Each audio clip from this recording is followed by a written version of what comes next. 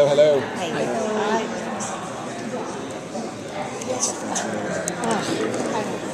It's too close, right? No. All right. So when Sam has lost Dean before, Yes. once he shut down, once he went self-destructive, obsessed to get him, Yeah. what side of Sam are we going to see finding Dean this time? I think we're going to see a much more responsible, level-headed.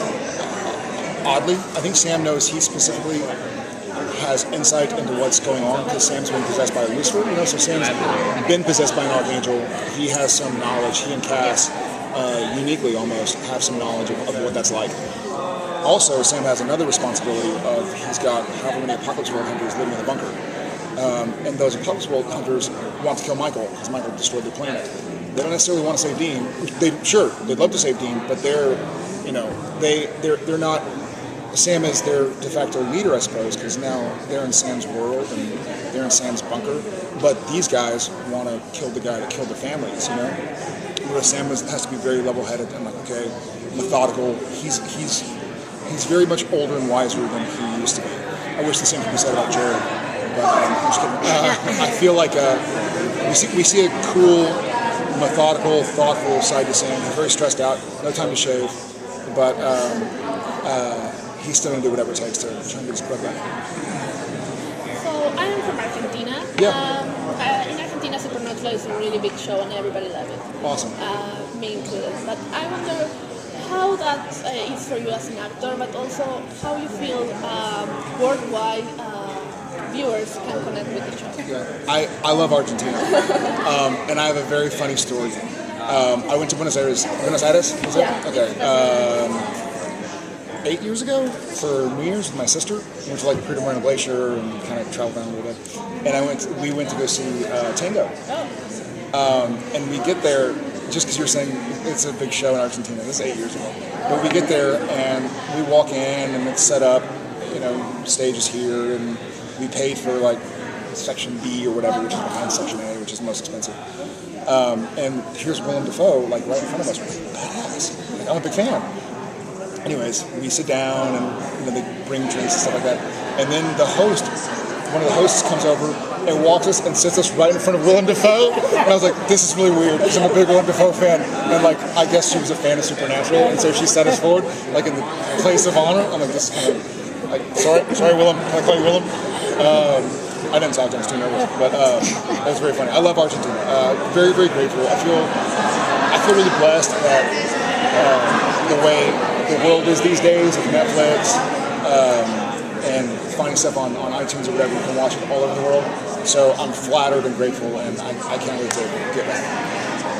All right, you spoke of this already. The fact that you, as well, Sam and Cass, have both been possessed by an archangel, and there was a lot of emotional consequences. Yep. Well, now we have Dean. What do you feel like the emotional consequences that he's going to have to deal with might be? I feel like, knowing Dean, how we all know Dean for many years, he is less likely to open up and talk about it and deal with it properly, or try and deal with it properly. We're like, oh, that's fine, carry on.